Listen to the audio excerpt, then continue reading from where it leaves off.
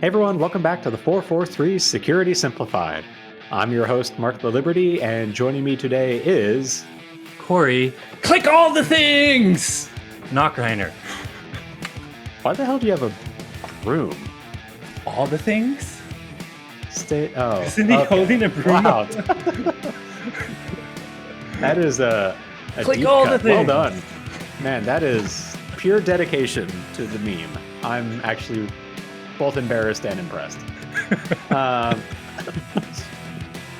On today's episode, we will discuss our quarterly internet security report from the WatchGuard Threat Lab for Q1 of this year, which just came out. The report itself just came out last week, the week before. And so I guess without any further ado or giving Corey any chance for additional memeing, let's go ahead and sweep our way in. I technically had the broom in the wrong hand. He has it in that hand with his other fist out, but that's okay. It looked like a broom to me. I don't know what it is. Is it a broom? I don't even know what it is. I'm going to say a broom. So let's start this week with our main topic, and I guess our only topic. It is now the end of a quarter, which means it is time for another Internet Security Report review. So real quick, quarter. January, March, April, May, June. Yeah, we're right in the middle of a quarter. It ended, but we finally finished. Yeah, I guess it is June. We're near the end. You're right. Yeah. I consider the last month of a quarter to be the end of the quarter, but that's a good maybe point. Good point. Folks in more businessy positions have different definitions of end of quarter. So what is this thing we release every quarter? Yeah, Corey, you want to actually go through that? Oh, I guess so. Well, if you see the screen, we release our Internet Security Report every quarter. The WatchGuard Internet Security Report is something we pull from our product telemetry.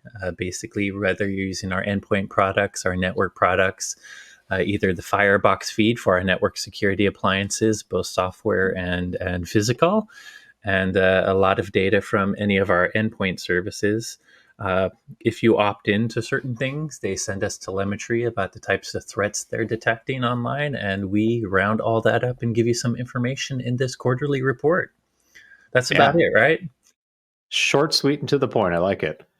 Where's Corey? Exactly. That took way less time than I thought it would. So on this episode, we're going to go through a few of just the key findings, which are really trends of attacks and both malware and network attacks targeting our customers around the world. And by nature of being in this report, it means it was detected and, I guess if you have it configured, blocked at the either the perimeter at the endpoint. But it gives us a good idea of exactly what the threat actors are doing, targeting small and mid-sized companies all around the world. And to start with, we'll go over the Firebox feed section, which, like Corey mentioned, is a collection of threat intelligence we get from Firebox appliances that have opted into sharing it with us around the world.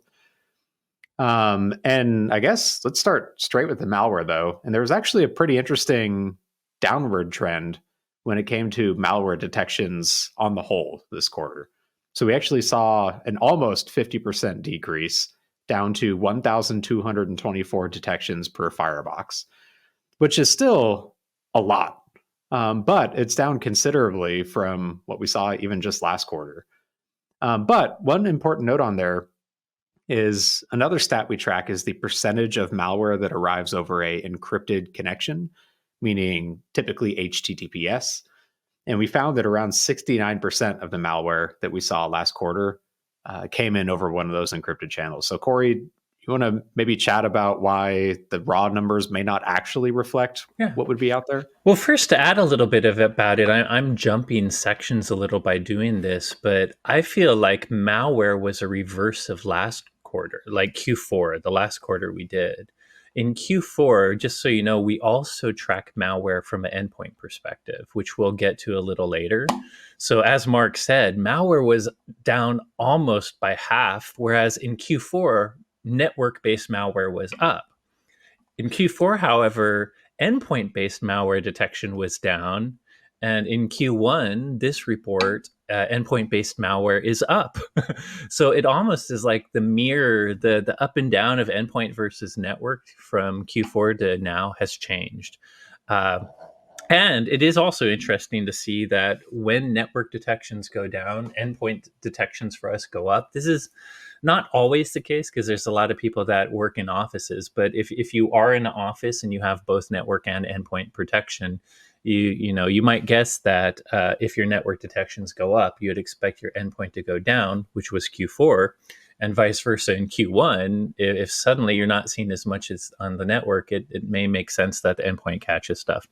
But to your point, it was very interesting that we saw malware go down, and yet when we search for malware that's going over TLS, the gateway antivirus or APT blocker connections over TLS, it was 69% was 0-day malware, and we saw a lot more malware going over that TLS connection. As you guys know, TLS is the web encryption, and one of the reasons that might be is we've said this in many reports that we believe TLS encryption is where it's happening. Like easily 95% of internet traffic is encrypted web traffic.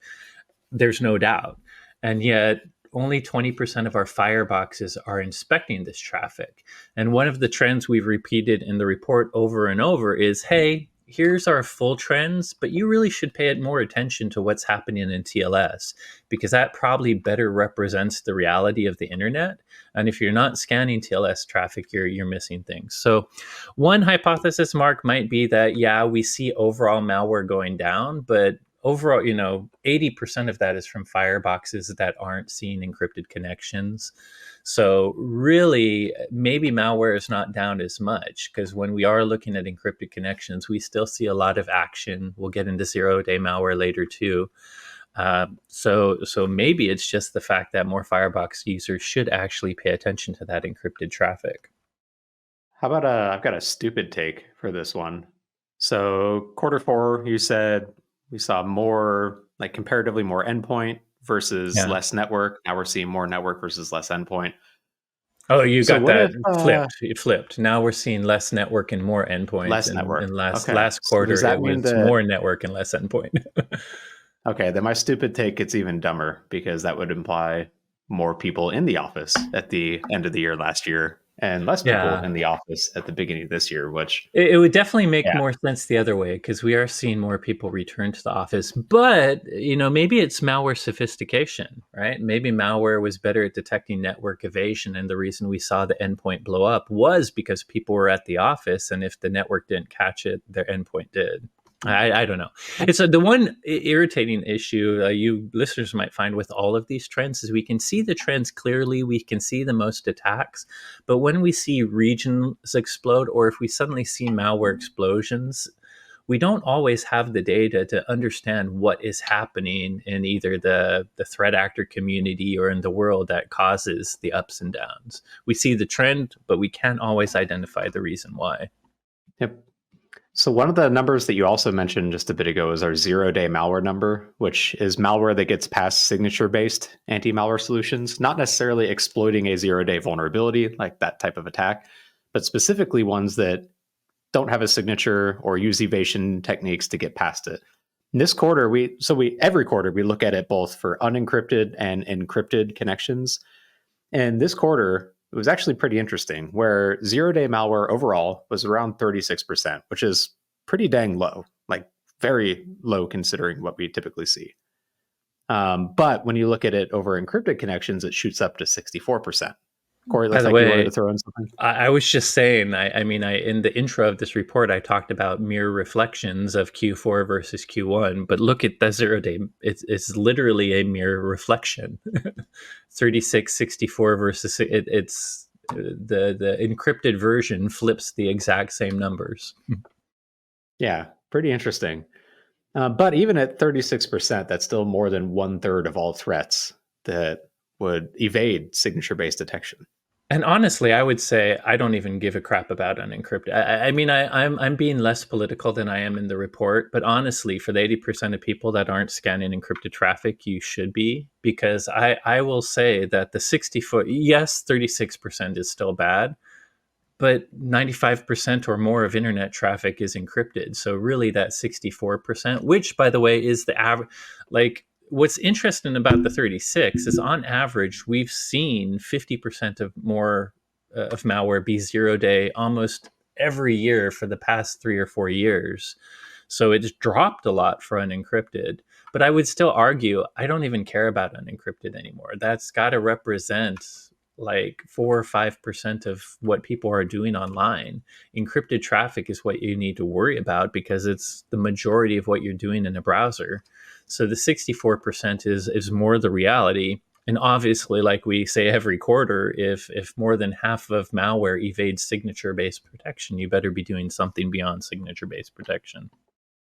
Yeah, well said. You should probably take the gloves off in the report and get snarky as well in future ones. I mean, I don't even know why we pay attention to the unencrypted trends anymore. If you pay attention to Google Analytics on web traffic, Yeah, but the only 100%. reason, by the way, why do we do that? It's because 80% of people aren't giving us unencrypted information. So if you don't hear me, what I'm saying is your firebox is missing a lot of threats and letting them to your network that you could block. That you've paid for everything you need to check encrypted traffic, and any services you have could be scanning that traffic. But if you haven't configured it, you're you're missing like 96% of the protection it can give you on the web.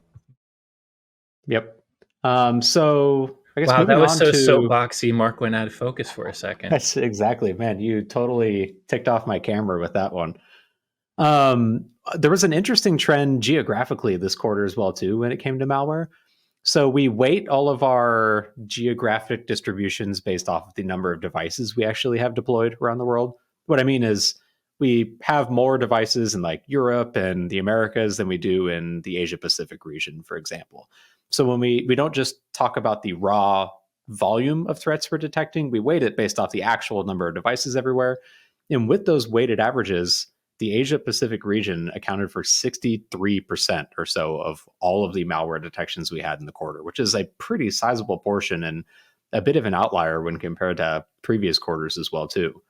Yeah, there was a And long time that we didn't have the weighting, which was, as we started this report, we had to understand, where statistics can go wrong. So we would just give the raw numbers. And for the longest time, APAC would have like 10%, and Americas and Europe would be equalish at around, I don't know, 45%.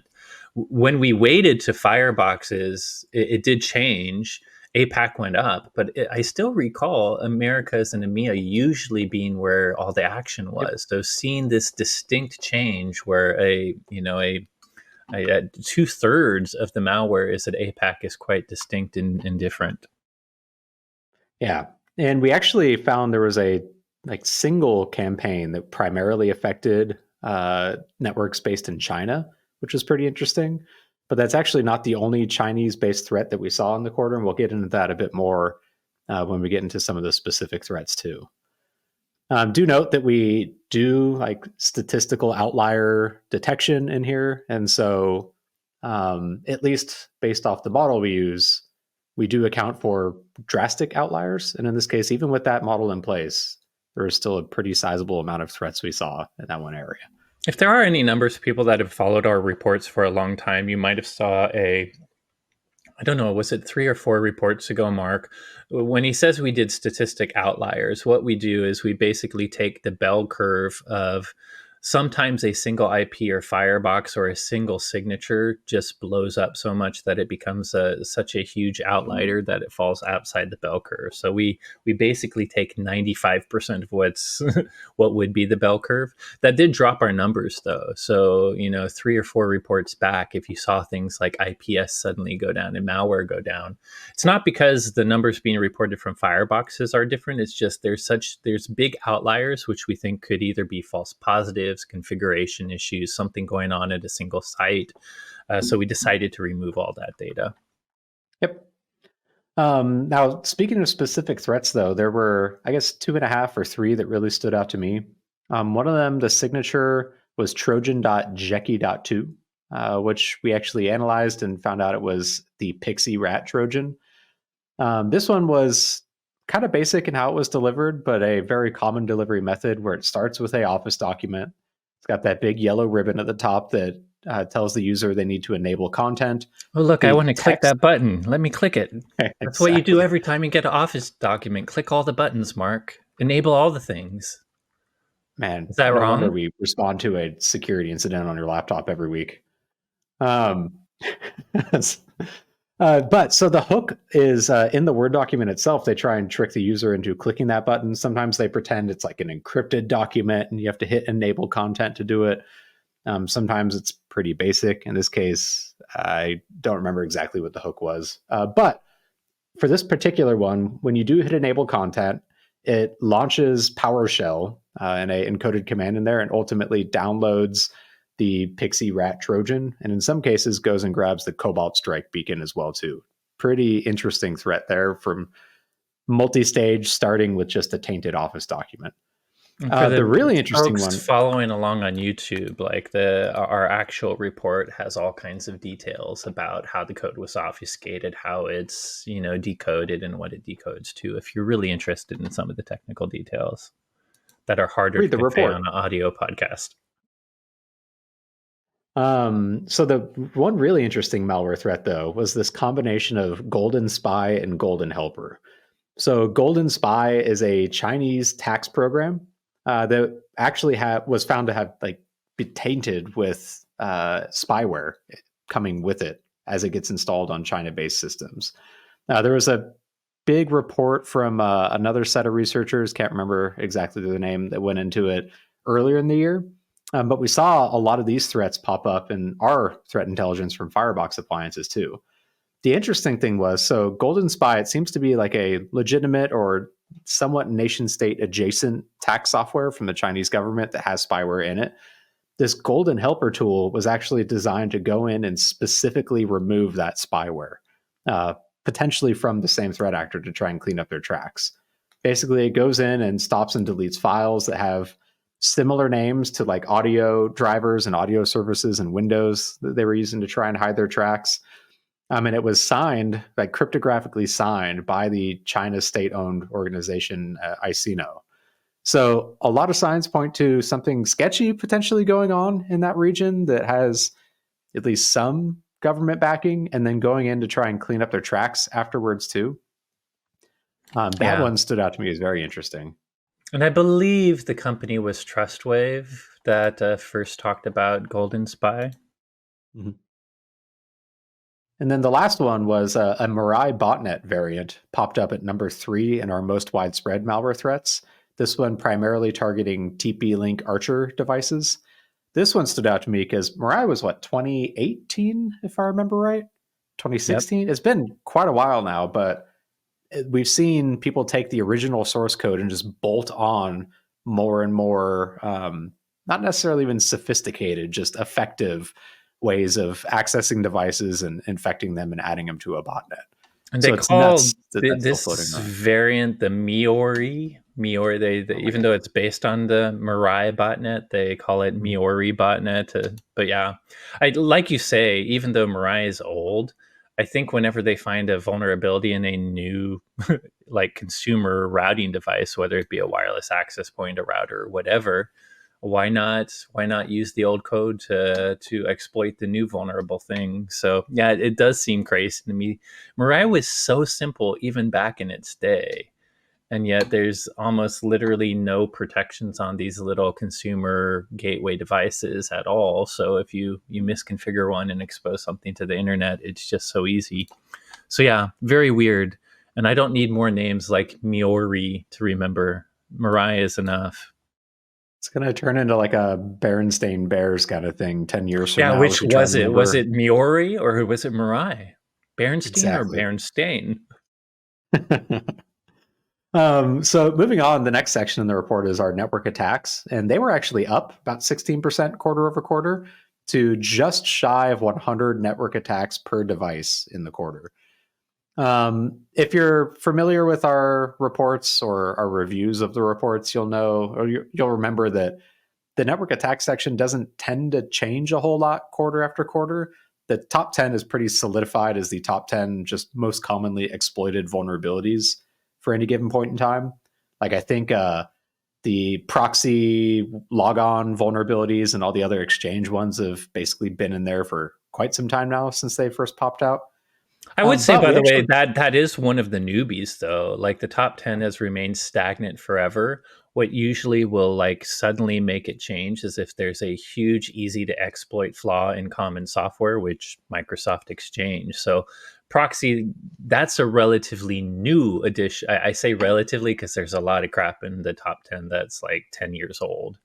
So that's only a year and a half old, right? Something like that. But it has essentially been in the top 10 since it came out a year, a couple years ago, let's say. yep. But there was actually a new edition and a pretty new edition this quarter too, coming in at number 5 overall. It was CVE 2023 25725, which I'm sure everyone listening knows exactly which one that is. If you're not familiar with that one, it's a vulnerability in the proxy/load balancing library called HA proxy. So this flaw came out last year, I think relatively early in the year.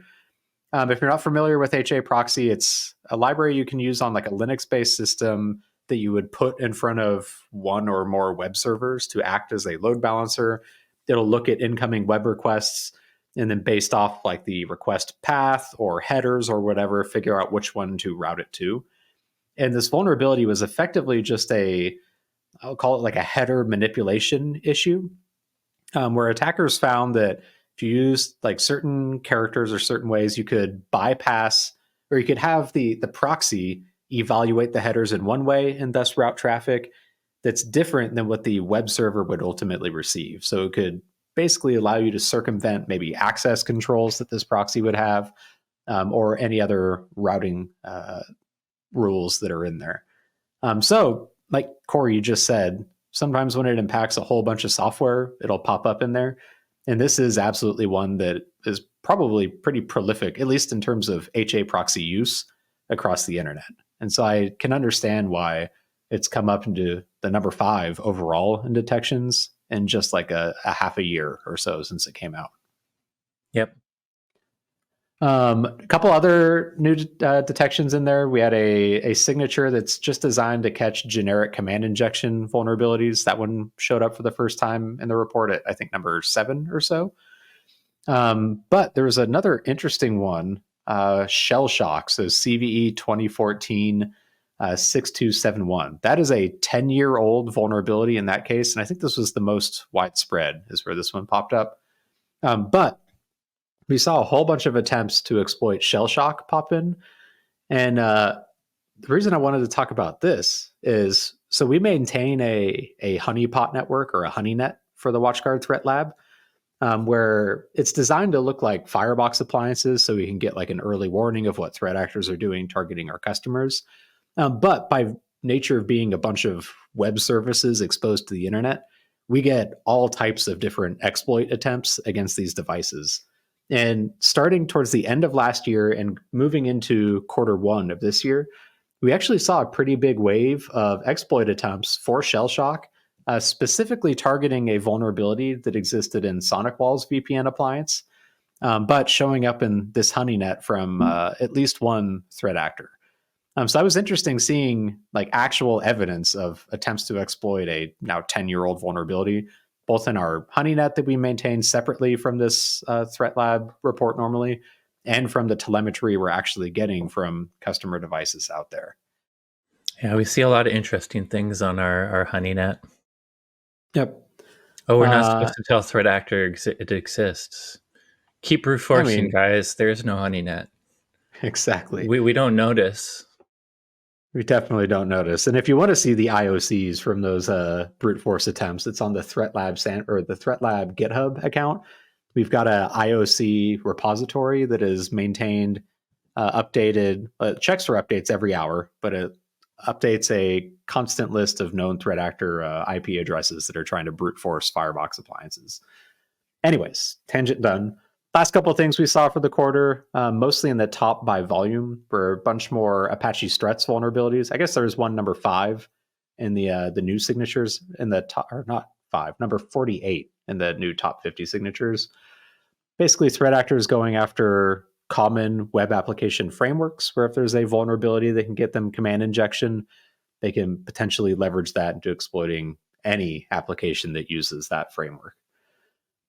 So moving on, the last part of the Firebox feed is our DNS firewalling section, where we look at mainly 3 buckets of malicious domain names that are detected by DNS Watch, our DNS firewalling service.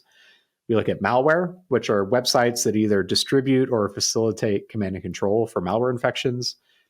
Compromised websites, which are previously legitimate websites that are compromised to do something malicious. And phishing websites, which are, you can probably guess.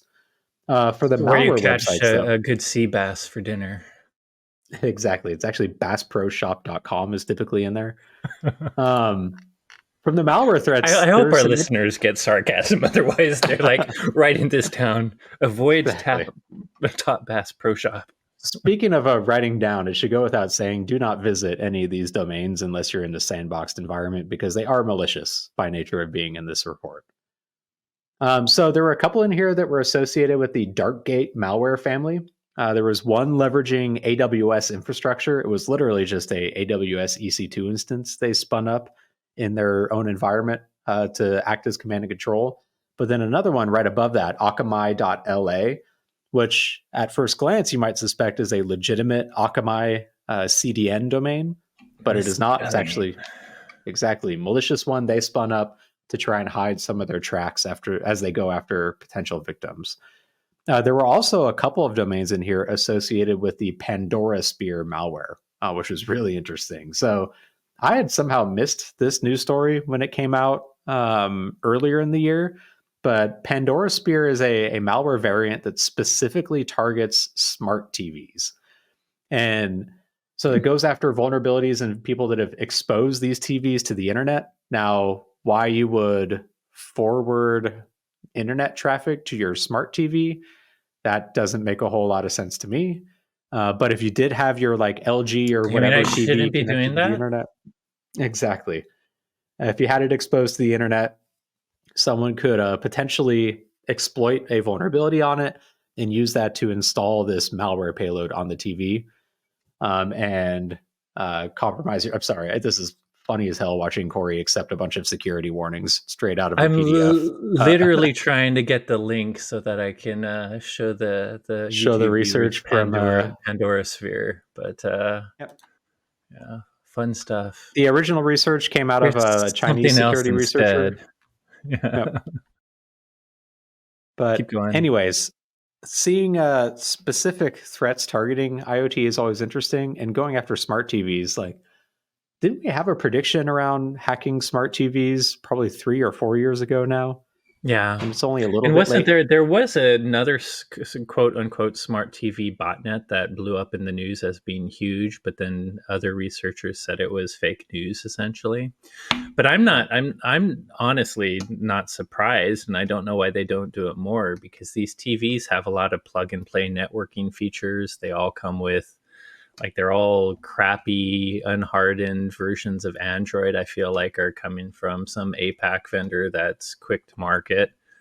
And a smart TV makes an excellent malicious bastion host on a network, because who's going to think that that smart TV is a Linux system and mapping your internal network and lateral moving all over the place? If I were a bad guy, I would target smart TVs at homes.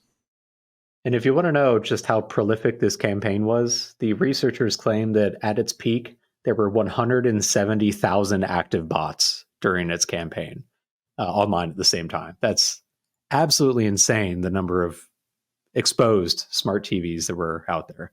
Oopsie. Yeah, oopsie indeed.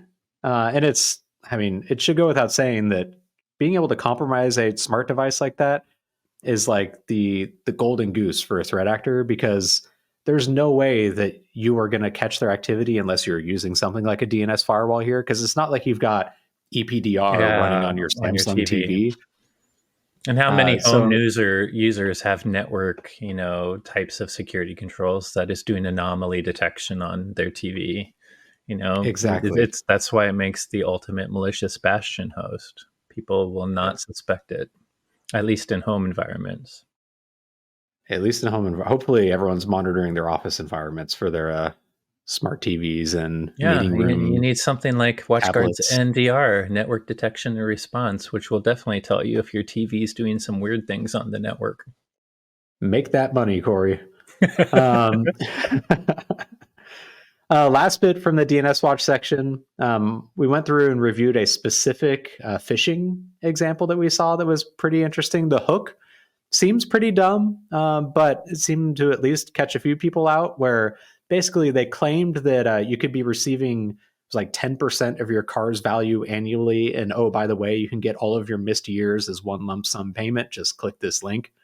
If you click the link to download the instructions for it, you get a .js file, so a JavaScript file, that if you then run locally on your machine, goes and downloads another obfuscated JavaScript file, ultimately downloads a PowerShell file, which then goes and grabs other remote access Trojans or a Cobalt Strike beacon to retain support. And in some cases, even dropped legitimate copies of the net support remote access tool that was pre-configured with the attacker's account.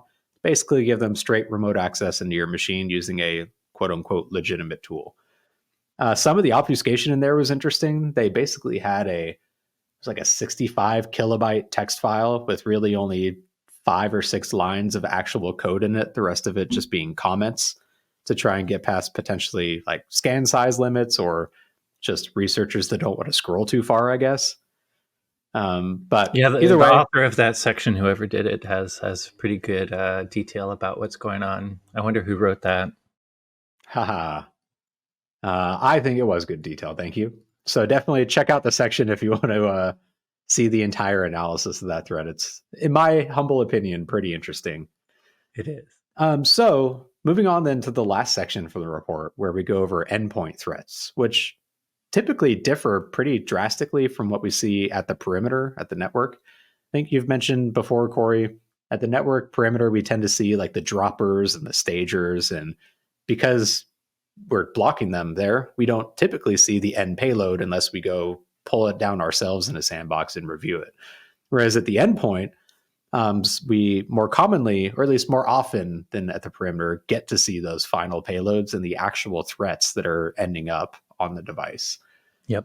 So a couple of standouts from the endpoint section. So first off, the number of unique attacks we blocked per 100,000 machines went up 75% quarter over quarter to around 173,000. Yeah, Which there's is, the 50% network lost endpoint got going. yep. And that basically means around 1.75 detections per device, unique detections per device in the quarter. Interestingly, so we also track the number of like brand new detections, meaning like literally brand new MD5s, new hashes. That was only around 88 per 100,000 for the quarter. So the bulk of the threats we saw are ones that have existed for at least a quarter. This is a Targeting. funny turnaround for us because you're probably used to us in citing 0-day malware in the network section and saying how signature AV is good for catching noise, but for encrypted traffic, what was it, 64% evades signature protection. So you better have something that can catch unique malware like behavioral analysis or machine learning, which the endpoint has versions of too. But in this case, signatures were where it's at. I mean, the fact that there were so few unique threats, but a huge bump in malware means that our GAV, it's not GAV on endpoint, by the way, but the signature based portion of our endpoint was very active in catching most of that big bump of threats. If we're just guessing, I mean, who knows why that is? It may be some new threat actors just spamming out variants that existed, going straight to GitHub and using async rat without trying to pack it, which, by the way, if you're a malware person, if you're not a researcher, you would, in trying to do malware, that's stupid. Async rat is easily detectable unless you add something like packing or crypting or mess Always with it in pack your other rats. ways. Pack your rats, that's right. Compress those little freakers. But yeah, That was so close. you were waiting for me to say the word because you know I would. Our producer's finger was on the beep button. Yep. But yeah, I just find it strange that we typically see a lot of new threats in endpoint too. So it's interesting that signatures actually really did a lot of the work this quarter. It seems like. Yep. So another trends from the endpoint, ransomware attacks were down 25% quarter over quarter, and that was continuing a downward trend from previous quarters too. So good news, we've solved ransomware, not a problem for Yeah, it's anyone fixed. anymore. Don't worry about it ever again. It's never going to Yep. be a problem. One of the other things we track is the attack vector. So, like for a endpoint threat, what was kind of the initial way it gained a foothold on the endpoint, like exploiting a specific application or using different methods? Quarter over quarter, we historically saw scripts as the number one method, and it still is the number one, but it's starting to shrink a little bit. Like previously, it was around like 90% of all the endpoint threats we saw originated with the script. And that's actually down to 48% of detections, with Windows binaries moving up to around 36%. And so they're still using a lot of living off the land techniques, just less scripting engines, and now potentially more Windows utilities like PSExec or WMIExec that come built into our machines. The one thing I Um, found funny is this trend of Windows starting to show up, which could still be living off the land attacks or other, has been going on for the last 2 quarters before this. But the one thing I didn't notice as much is one of our attack vectors is other, which is a catch-all for all kinds of things. That has been growing too. And I don't know, but that could be almost anything. So I need more detail to say anything about it. But I do think it's funny that they're finding new ways. I mean, all of you are used to, if you're, files are typically, unless it's living off the land, the way to get malware. So you know that Acrobat and Office files can be dangerous. You know that browsers have vulnerabilities that bad guys target. You know that scripts are what bad guys use to start living off the land techniques. And sometimes they exploit living off the land binaries that exist in Windows, which can account for some of the Windows growth. But what are the other techniques? If it's growing, maybe they're finding new ways than the normal ways to get in. So maybe we should spend a report going into other. By the way, other does include things like if you're a pirate that goes to Pirate Bay and download those auto KMS tools that are supposed to give you like a crack for Microsoft products, they might have bad stuff. Remote services, VNC, and stuff like that, and other third party applications are the types of things that are in other. yep. One of the other categories we track are web browsers. And as a percentage overall, they only make up a pretty small percentage. I think it's like 6 or 7% of total detections or total threats. But within browsers, we also track specific web browsers.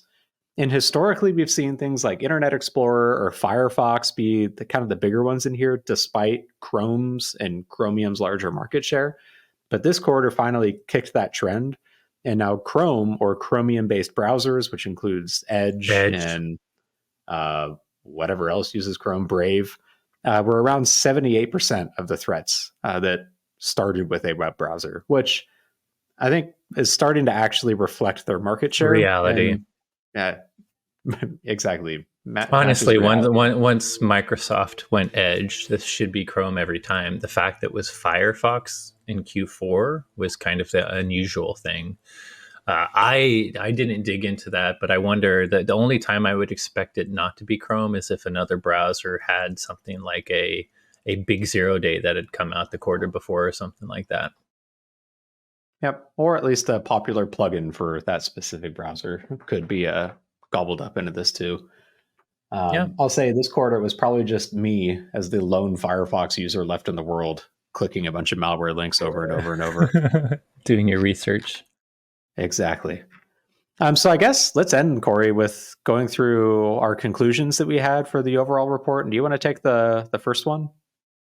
Yeah. Just a big one takeaway you saw in this is there were a couple IoT Internet of Things based attacks. The Pandora Sphere smart TV thing we just got done talking about that Mark wrote about in our DNS Watch section, but also the fact that Mirai, I already forgot the other Oh way man, that you say the Mirai variant. Miori. Miori, thank you. There's still Mirai code out there going after the latest weird consumer device.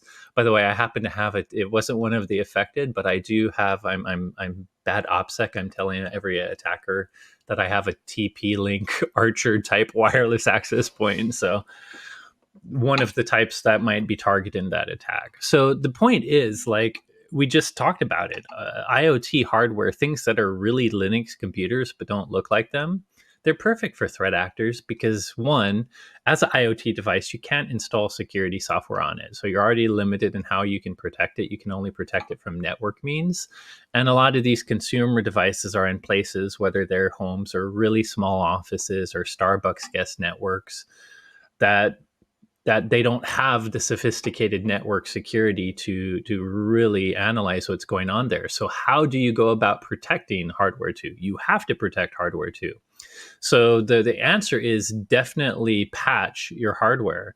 Like how luckily a lot of things like consumer smart TVs and consoles have a concept of auto patching. They'll force you to it. But I could tell you that before they had auto patching as a default, how many smart TV users would ever go in and update their smart TV or their Apple OS? It just doesn't happen. Doing that alone can fix a lot of the vulnerabilities that might have been the reason that someone wrote Miori for a TP links or whatever it is. Then we talked about other network security controls you can do.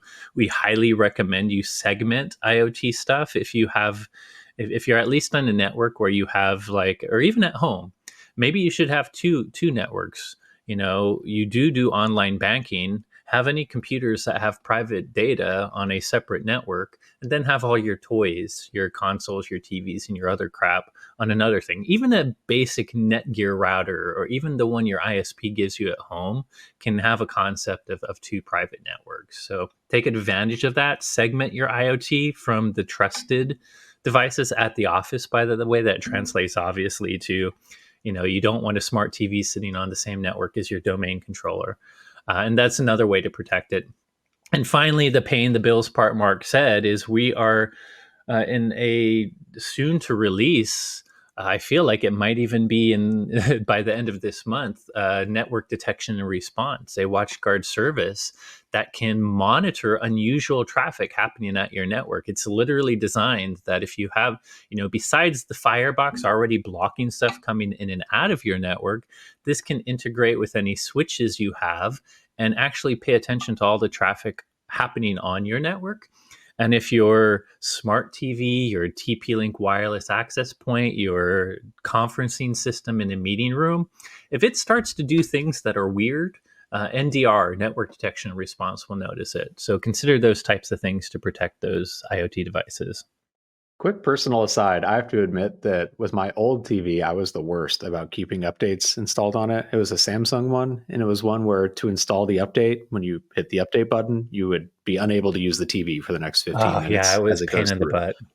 And so I kept putting off because the only time I turned on the TV is when, my wife and I wanted to watch a show or Watch the something. show. And no, I didn't want to delay it for 15 minutes.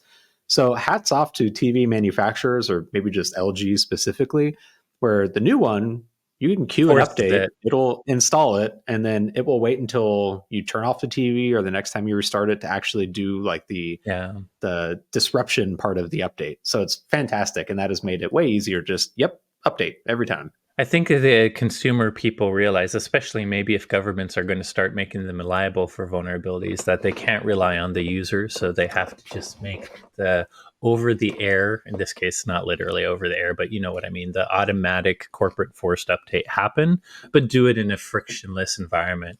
Because I agree with you. Like when you turn on a TV, it's to watch something immediately because you're finally off work. And if your first pop up is, hey, there's an update, do you want to do it? It's like, no. Yep, exactly. So the second takeaway we had was Not a new one. This is one I feel like we've repeated at least once a year in the report. But really, make sure you're training your users on spotting unsolicited Office documents and treating them suspiciously. Like at the end of the day, Office documents are not a inherently safe attachment. And in fact, especially if you're getting them unsolicited from external folks, it's a pretty unsafe attachment. And while Microsoft has done a good job of adding protections to help protect our users from shooting themselves in the foot, there are still ways to circumvent some of those protections. And There's a reason we go ahead. repeated this tip, Mark, and it's kind of we didn't read the report. We do this mostly so you can read all the other stuff we haven't covered in the report. But there was a new section in the endpoint section of the report, which actually, just like we talked about malware attack vectors in browsers, the most common browser, that wasn't new information. But the new information is we added the most common malicious Office document, and Excel won by far. So while PowerPoint, Word documents, even all the weird template documents and other Office documents can be, if there's vulnerabilities, booby trapped, it appears, according to our endpoint data, that Excel is the most commonly booby trapped document or potentially malicious document. So while it's repeated advice, the little extra thing is to train your users that Office documents can be bad, but be especially careful of Excel documents, which I think is easy to like. The issue with training your users to beware of Office documents is just by their name alone. Office documents are like the most common thing you're doing in a workplace. Office has to use these documents. But I would say, other than I would say 90% of normal employees probably use Word a lot. Maybe a small percentage that have to use PowerPoint. Excel at least is limited to like accounting roles. Not completely, but it's the lesser used document for an average employee. So if you're not an accountant and you're not an engineer or a project manager, just leave Excel documents that you have no clue what they are alone. Don't even go near them. And if you are one of those people, I think we joked about it as being sarcastic about clicking all the things, but the advice is don't be a Corey. Don't click all the things when you open an Office document and enable macros, enable content, enable any pop-up that it says. Do not do that. Do not do that, even if it comes from someone you know, until you validate that, hey, did you really send me this document? And B, did you make the macro that's in this document? Is it safe for me to use it? Don't be a Corey. That's pretty sage advice. No, thanks. I don't know why I helped you roast me by continuing your theme of me clicking everything. Because which we is not literally a have true video theme, by evidence the of it way. now. Anyways, you want to take the last defensive tip, or should Didn't we I, even didn't I trust any kind of defensive take tips from yours you? too? Go ahead. Botnets, besides Miori being and Pandasphere being IoT attacks, they're also botnets. They're the type of attack that infect multiple devices and go back to a command and control. And then, of course, Darkgate. You mentioned what section was it in where Darkgate popped up as well. All of these are botnets. I think you guys know what that is, but botnets still exist. Obviously, you should make sure you're not part of a botnet. The common, all the ways to you don't want to get the malware in the first place, but I think we've talked about how not to get malware. Use the endpoint protection, use the network protection. For botnets, it's mostly about having services that monitor for network activity, malicious network activity. One, C2 channels. There's a lot of services and products out there, including our botnet protection, that will have a list of known C2 IPs in some cases with things like WebLocker and DNS Watch, C2 domains. And if you do somehow get infected with a botnet, remember that turn those services on. We can at least prevent you from getting back to the main master controller and maybe prevent the bad stuff from happening if you can't control the botnet. Egress filtering is something we also heavily recommend. Everyone uses firewalls, whether they're next generation or not, to prevent people from coming in. But a lot of people leave the doors wide open out. Do not leave the doors wide open out. I mean, why do you need to allow every port and every type of network traffic necessary, like in the world? Only allow what's necessary. Things like DNS, web browsing, email, obviously maybe the remote services. There are things each department will need to go out and do through the internet, and you should allow all that stuff. But rather than the easy button of allowing everything, forcefully allow each protocol. And by doing that, you're not allowing the majority of ports. And sometimes, not always, but sometimes botnets may not use the normal HTTPS port and might use something else. And you can inadvertently block botnets by just the fact that you don't have everything out policy. And finally, again, just keeping the lights on for our podcast, NDR could help here too. Because again, the C2 traffic, if you have malware in your network, that's not the end of the story. It's not too late. You still can detect it before it does more damage and actually exfiltrates stuff or goes back to the C2. NDR could help detect some of the internal, the going out C2 traffic that might happen from a botnet if things like DNS Watch and everything else doesn't catch it. So check out our new network detection and response service. This ad brought for you by WatchGuard, the proud sponsors of the 443 Security Podcast. I think if you're going to do that, you got to say the actual name, which is what? ThreatSync plus NDR? There you go. Yeah, get it right. Or our sponsors are going to pull their funding. Damn it. Uh-oh, does that need a beep? Either way, I don't think so. Is that? No. I'm going to say no, but I also have no idea what I'm talking about. So either way, interesting trends from this quarter in the report. We're always looking to try and find new trends or new slices of the data as well. So if you have any feedback, please do shoot us a message, or what is it? WatchGuard_technologies on Instagram. I would love to see someone talking about internet security report data on Instagram. That feels like a interesting forum for something that nerdy. But anyways, hopefully you found it interesting. And I guess next week we will be back with the latest news and hot takes on whatever's hacking in the hackingverse. Hey everyone, thanks again for listening. As always, if you enjoyed today's episode, don't forget to rate, review, and subscribe. If you have any questions on today's topics or suggestions for future episode topics, please reach out to us on Instagram. We're at WatchGuard_technologies. And if you find a better social media platform than that, please also let us know on Instagram. Thanks again for listening, though, and you will hear from us next week. But if it's X, you're fired. Exactly. No more feedback from you. Oh, man.